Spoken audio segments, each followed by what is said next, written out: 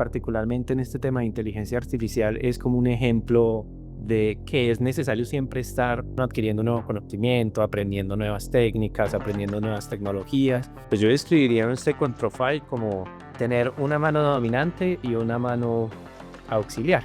Si yo puedo tener también la otra mano que me ayude y complemente como esas habilidades que yo tengo, la vida es mucho más fácil. Bienvenidos a Tech Connect Podcast. Aquí conversamos sobre tecnología, crecimiento personal, profesional y mucho más.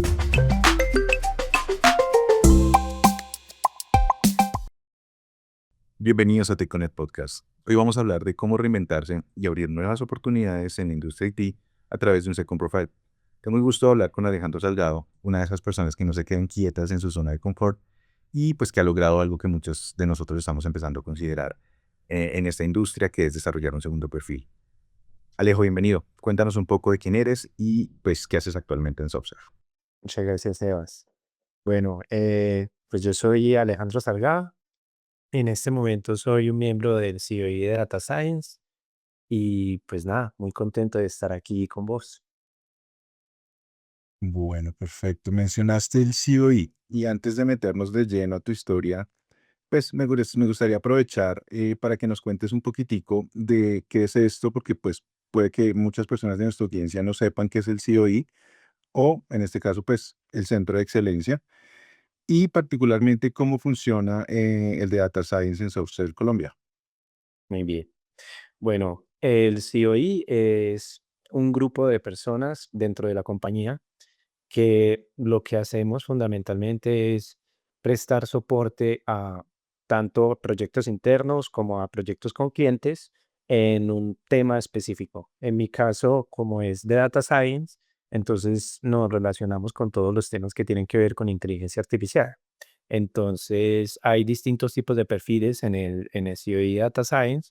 Hay personas que están más orientados al modelado, hay personas que están un poquito más orientadas hacia el tratamiento de los datos, otros que están más en el tema de implementación de pipelines. Hay cierto tipo de perfiles y dependiendo del proyecto que nosotros queramos apoyar, se crea un equipo. Generalmente suelen ser equipos pequeños y muchas veces trabajamos de manera individual al proyecto que nosotros vamos a entrar a apoyar. Tenemos clara como cuál es nuestro entregable, nuestro objetivo y trabajamos de manera muy puntual. Eso quiere decir que los proyectos que nosotros apoyamos suelen ser más bien de tipo corto, un mes, a veces incluso semanas, 2 meses es lo normal para nosotros. De tal manera que nosotros podamos llegar, solucionar el problema que tenemos específicamente y nos movemos al siguiente proyecto. De esa manera es que opera el COI. Y digamos de esas responsabilidades adicionales que tiene, digamos, un colaborador de software cuando entra al COI, ¿cuál ha sido tu rol principal dentro del Centro de Excelencia? Bueno, yo he apoyado en proyectos internos de investigación y de implementación. Significa que mi trabajo en el COI suele ser investigar una nueva tecnología que ha salido y ver cómo puede ser implementada dentro de la empresa, utilizando eh, pues todas las herramientas que estén a disposición, tanto de hardware como de software que tiene la compañía. A nosotros nos las prestan y nosotros tratamos de hacer la implementación, ya sea de un modelo, de una nueva plataforma que ha salido para ver si es posible crear una prueba de concepto que sea viable para la compañía o para un futuro cliente. También en este momento estoy empezando en un nuevo proyecto aquí en Latinoamérica, entonces ahí ya es apoyar un proyecto con un cliente en particular, ¿cierto? Ok, ok, súper. Y bueno, ahora sí, vamos a hablar de lo que vinimos a hablar aquí, nuestro tema central, que es básicamente un Second Profile. Ayúdanos, Torfa, tú, ¿cómo escribirías qué es un Second Profile y por qué crees que es tan relevante hoy en día, sobre todo en un entorno tan dinámico como el nuestro? Bueno, pues yo describiría un second profile como eh, tener una mano dominante y una mano auxiliar. Entonces, uno, por ejemplo, en mi caso, yo soy diestro, entonces uno puede tener como su inclinación hacia un tema en particular, pero pues vivir toda la vida solamente utilizando la mano derecha, pues sería incómodo. Si yo puedo tener también la otra mano que me ayude y complemente como esas habilidades que yo tengo, la vida es mucho más fácil, ¿no? Entonces uno puede realizar más proyectos, tiene más alcance y desde el punto de vista profesional, pues obviamente abre muchas más puertas. Eso es como yo lo veo el segundo profile. Hoy en día nosotros trabajamos con temas que son muy dinámicos. Todo el tiempo está saliendo nueva tecnología. Yo creería que particularmente en este tema de inteligencia artificial es como un ejemplo clarísimo de que es necesario siempre estar como reinventándose uno mismo en el sentido de siempre tiene que estar uno adquiriendo un nuevo conocimiento, aprendiendo nuevas técnicas, aprendiendo nuevas tecnologías, porque simplemente si uno se queda como, no, esto fue lo que yo estudié, esto es en lo que yo me siento cómodo, eventualmente va a haber una tecnología que te va a hacer falta y los proyectos cada vez van a ser más escasos y vos quedas de una manera estática, porque siempre todo está cambiando, siempre hay algo nuevo, siempre hay algo que uno puede como expandir en su como kit de herramientas profesional, ¿cierto? No Sus se puede quedar uno quieto. Sí, y nos pasa, y no solamente, o sea, ahorita digamos que tiene un nombre muy específico que es Second Profile, porque a veces se desvía uno un poquitico de su camino principal, pero realmente es lo que hacemos todo el tiempo. O sea, nosotros no nos quedamos con lo que aprendimos hace 10 años y nos quedamos solamente trabajando con eso. Cada vez que entramos en un proyecto nuevo, aprendemos algo nuevo, sale una nueva tecnología, la estudiamos y empezamos a trabajarla. Y si bien tiene similitudes, empieza a diferenciar de lo que aprendimos. Pero ya ahorita hablando de Second Profile es porque ya es una responsabilidad mucho más puntual, que no es simplemente un cambio de tecnología, un cambio de proveedor de servicios, etcétera. Cuéntanos un poco sobre esta transición tuya. ¿Fue un proceso que fue planeado? ¿Fue desde hace mucho tiempo? ¿Fue de la nada? ¿Cómo pasó? ¿Cómo pasó para ti? Muy bien. Bueno, te cuento entonces un poquito, yo de formación, yo soy ingeniero de sistemas y en mi primer trabajo, hace ya varios años, como 10 años, en tuve la oportunidad de participar en un concurso. Entonces, durante ese tiempo, yo trabajaba en un centro de cómputo, de supercómputo, en la Universidad de AFI, y tuvimos la oportunidad de participar en una competencia que de hecho era en China, en una ciudad que hoy en día es súper famosa, en ese momento no tanto, en Wuhan. Bueno, ya Entiendo. sabemos, sí, sí. Entonces fuimos allá y la competencia tenía un reto de inteligencia artificial. Teníamos que entrenar una red neuronal para reconocer sonido. Entonces hacer como un transcript y yo me quise apuntar. Pues había más cosas que hacer. Teníamos que hacer unas simulaciones de clima, teníamos que hacer como unas pruebas de rendimiento, un benchmark para el clúster que nosotros estamos utilizando en ese momento. Y había otra tarea que era esta de inteligencia artificial.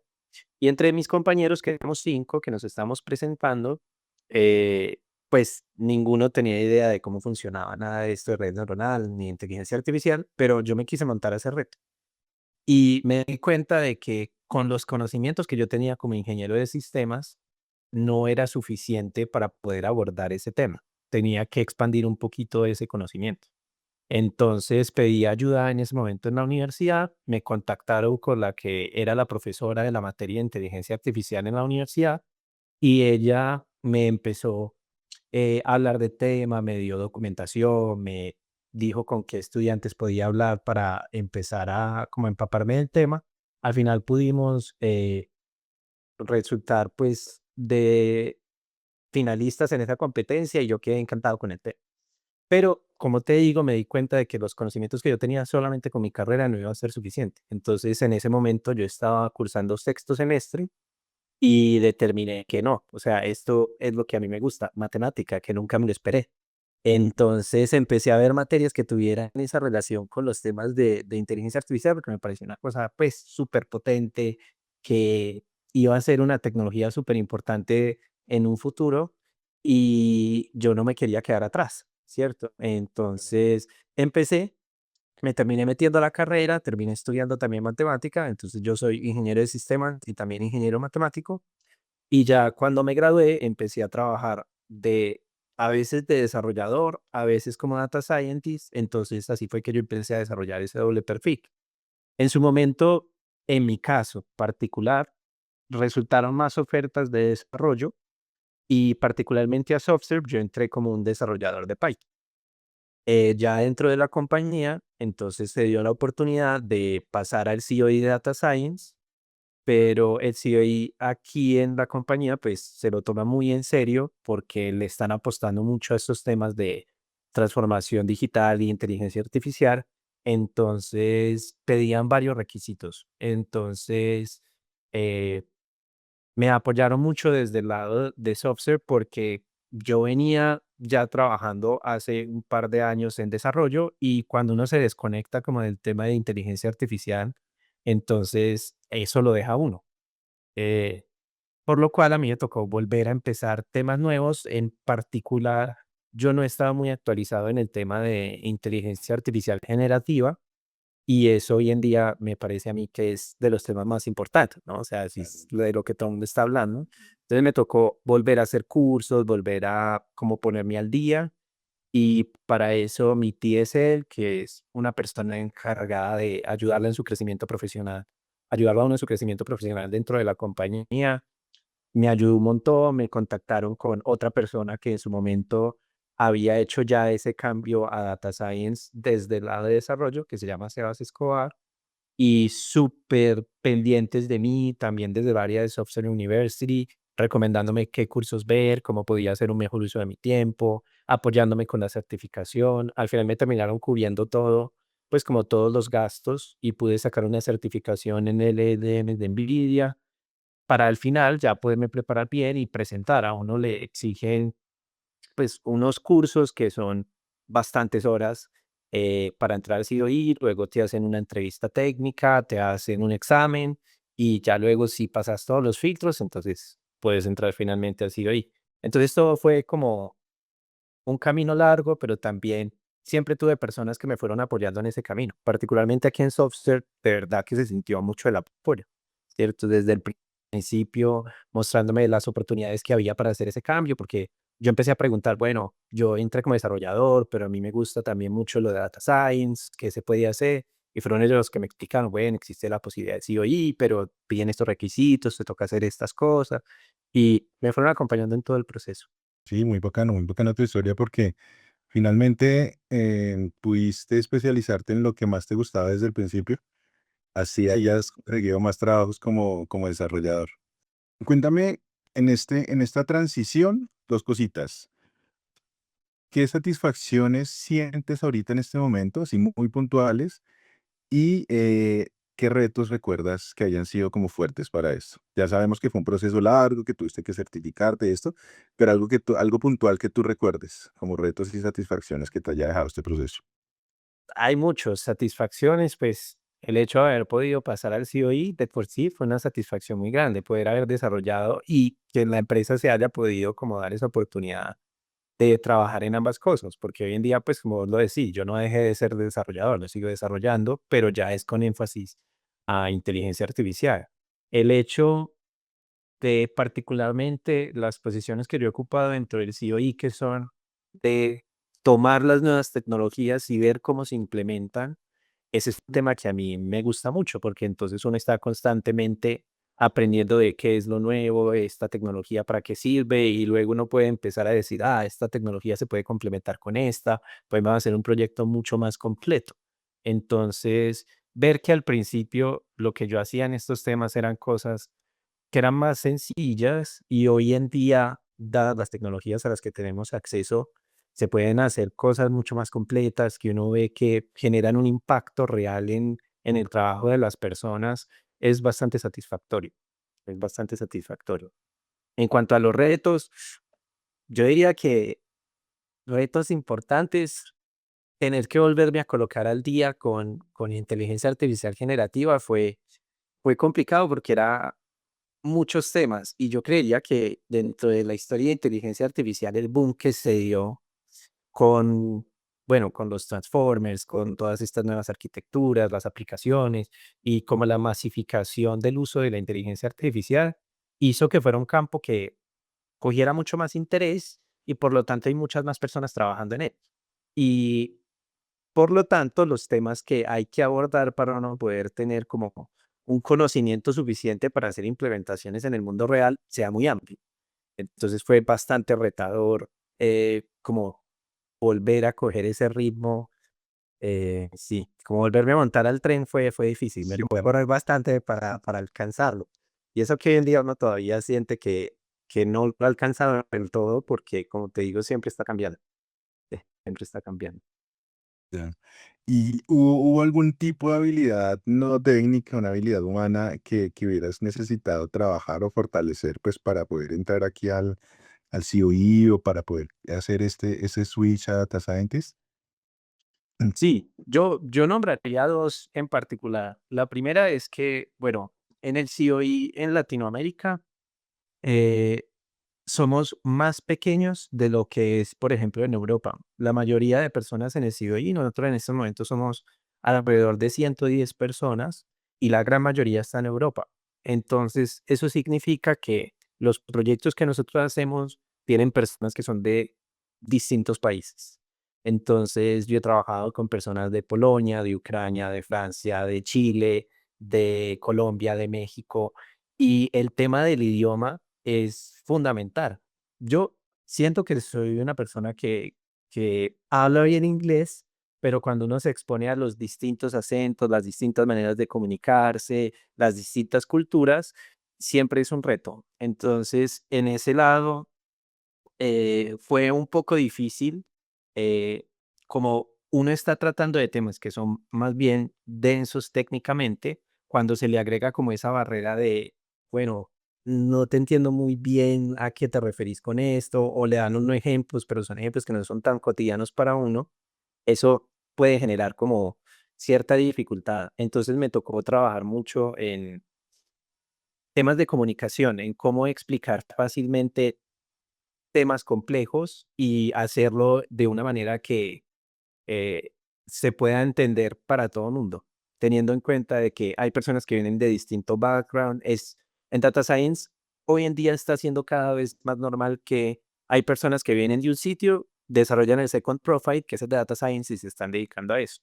Entonces llegar a un consenso ahí a veces es retador, a veces es Sí. retador. Sí. No, nosotros siempre en podcast lo hemos dicho que el idioma, el inglés, es algo fundamental para poder seguir creciendo en la industria. Y lo que tú dices, no es solamente saber hablar, sino literalmente saber comunicarse, saber comunicar lo que tú quieres decir y escuchar, entender lo que te están diciendo, porque en este tema no se pueden quedar cosas en el aire, no es como, sí, yo más o menos entendí qué fue lo que dijo y ya miro, no, tú tienes que ser muy al detalle y si dejas cosas en el aire, literalmente puedes estar haciendo, perdiendo el tiempo, perdiendo tu tiempo haciendo lo que no era lo que tocaba hacer. Exactamente, exactamente. Sí. Sí.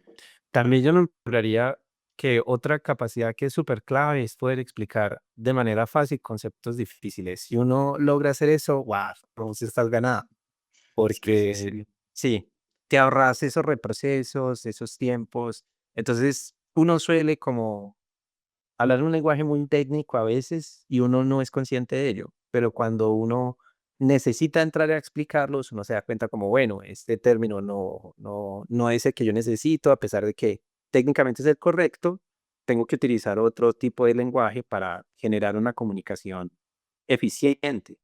Utilizar esas herramientas como esa analogía que usaste de la mano derecha es totalmente, o sea, transmite de una vez lo que se quiere decir. Tú no puedes vivir toda tu vida usando solamente tu mano derecha. Entonces, Excelente. literalmente es saber comunicarlo. Yo tengo que dar el crédito ahí a un profesor de matemática pura que me dio esa analogía. El hombre decía que aprender matemática era como utilizar la mano izquierda. La mayoría de personas son diestras, pero todos tenemos una mano izquierda, todos tenemos talento en matemática. Lo que pasa es que hay personas que son zurdas y lo tienen natural, pero si uno empieza a entrenar la mano izquierda va a tener ese potencial también. Y ahí fue que saqué esa analogía. Profesor Gabriel, y te estaba colocando Ah, cuidado. profe. Bueno, ya haciendo un switch un poquito más hacia el lado técnico y hablando literalmente ya de herramientas, tecnología, lenguajes, etcétera. ¿Qué fue eso nuevo que empezaste a utilizar con este segundo perfil que antes como desarrollador de pronto no era no estaba en tu día a día o no lo usabas Sí. literalmente? Bueno, yo tuve la ventaja de que al ser un desarrollador de Python, Python es el lenguaje, yo diría, y todo el mundo estaría de acuerdo que es el lenguaje principal de la inteligencia artificial. O sea, la mayoría de desarrollos se hacen en este lenguaje. Entonces, por lo menos por ahí no entré quedando en el sentido de que ya era, por lo menos hablaban en el lenguaje que yo entendía. Ya me tocaba era entrar a entender como los términos. Eh, Particularmente tecnologías que me tocó aprender en su momento, LangChain, que es una librería que permite crear pipelines de modelado, de agentes, es una tecnología muy buena de plataformas de NVIDIA como NeMo, Triton Server, modelos como Riva, ahorita tecnologías como NIM que permiten el despliegue de modelos de inteligencia artificial.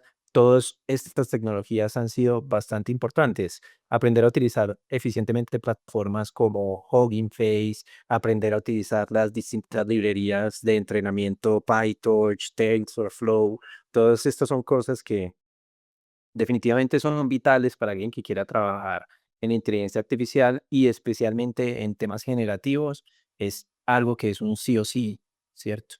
También aprender a utilizar eficientemente el hardware, cómo distribuir la carga entre las distintas GPUs. Ya, bueno, hoy me dijiste que hablábamos de temas técnicos, entonces estas Sí, son sí, total. tecnologías que son completamente ineludibles, ¿cierto? Tener cierta comprensión de cómo funciona CUDA, que es el lenguaje de las GPUs, aunque es propietario pues de NVIDIA. Sin embargo, yo diría que vale la pena porque la mayoría de infraestructura es NVIDIA hoy en día, ¿cierto? Es raro encontrar. También existe los Intel Xeon Phi y otro tipo de coprocesadores, pero NVIDIA yo diría que es lo fundamental, particularmente en el COI.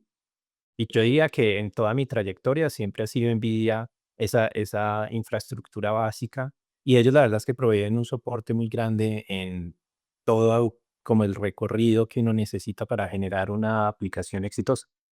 ¿Hay alguna tendencia que tú personalmente consideres que en este momento en Data Science es especialmente interesante o prometedora? Yo diría que el tema más, como más influencer en este momento es el tema de inteligencia artificial generativa en todas sus formas. Y yo creo que ahorita apenas estamos empezando a ver como las aplicaciones que se pueden hacer con este tema.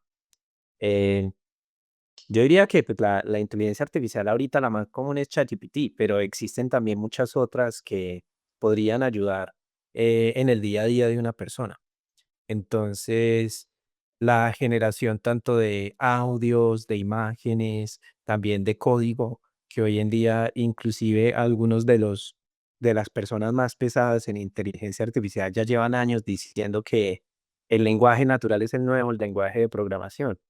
Entonces, también siento que eso le va a abrir la puerta a muchas personas a este ambiente de tecnología. Se puede utilizar como una herramienta que apoye muchas áreas y va a generar también muchas nuevas oportunidades, ¿cierto? Va a haber trabajos que hoy en día son muy manuales y no le permiten a las personas como desarrollar ese potencial que tienen. Yo creo firmemente, pues va a haber cosas que van a trascender en el sentido de esta tecnología ya lo puede hacer mejor, pero también va a abrir muchos campos nuevos y le va a permitir a las personas utilizar las potencias que tienen y las habilidades que tienen de una manera más eficiente. Entonces no voy a estar yo eh, copiando cosas a un Excel todo el día, sino que ya yo puedo hacer que una inteligencia haga como ese trabajo tedioso y yo me pueda dedicar a cosas que son más creativas o a hacer crecer mi idea mucho más rápida. Entonces a mí de hecho me parece que es una ventaja bastante grande.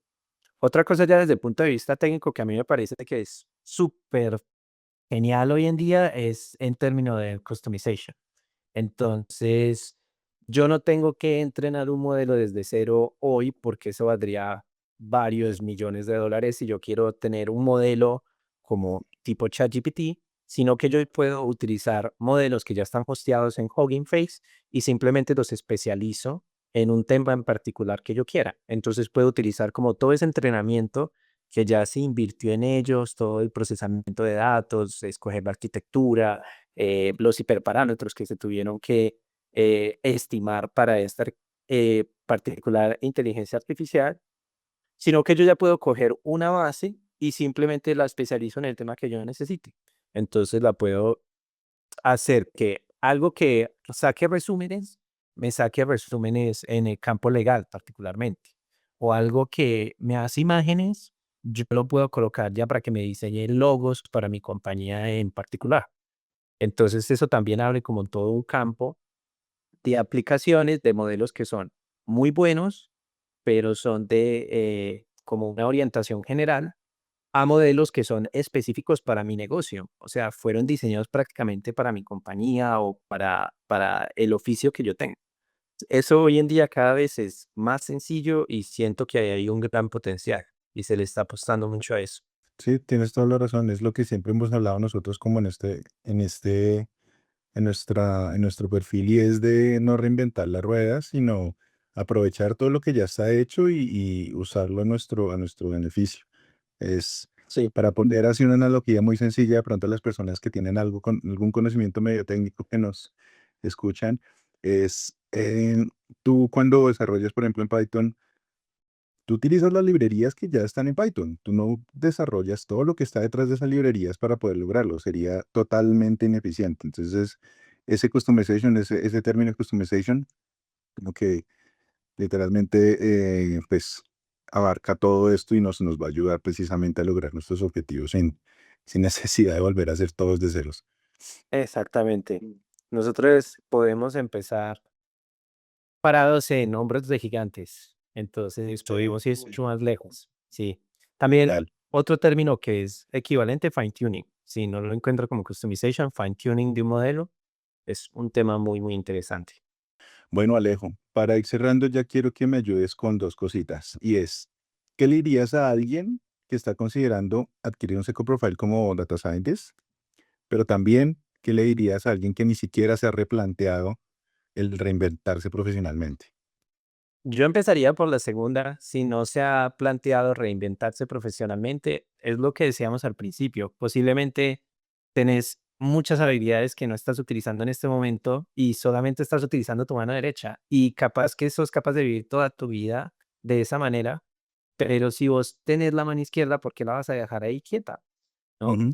Utiliza todas las habilidades que tienes y si es necesario hacer un cambio profesional en un punto, yo diría que eso siempre va a traer una ventaja. Eso no siento que sea algo negativo y uno debería poder como, sí, aprovechar esas oportunidades o crearlas si es necesario, porque siempre van a traer algo bueno. En el peor caso, te ayudan a manejar mejor ese profile que ya tienes, pero en el peor siempre vas a tener una puerta abierta, siempre vas a poder tener algo adicional. Para aquellos que se lo están planteando, pues los invitaría a que sigan adelante. Es muy valioso. Particularmente en data science, siempre hay una curva de aprendizaje que es algo elevada, pero a mí en un momento, cuando empecé a estudiar matemática, me contaron la historia de un elefante que querían adiestrar. Y lo que hacían era que clavaban una estaca en el piso y le amarraban una pata al elefante bebé y el elefante obviamente empezaba a tratar de correr, a tratar de irse, pero no podía porque la estaca era suficientemente fuerte para él. Lo raro es que luego creció, el elefante ya era mucho más grande y solamente con hacer ese primer esfuerzo ya podría liberarse, pero como toda su vida pensó que era demasiado difícil y al principio lo intentó y no fue capaz la primera vez, simplemente se dio por vencido y nunca lo volvió a intentar. Y ya es un elefante supergigante, con el más mínimo esfuerzo ya pasaría como ese muro que lo detiene, pero no lo hace porque no se anima.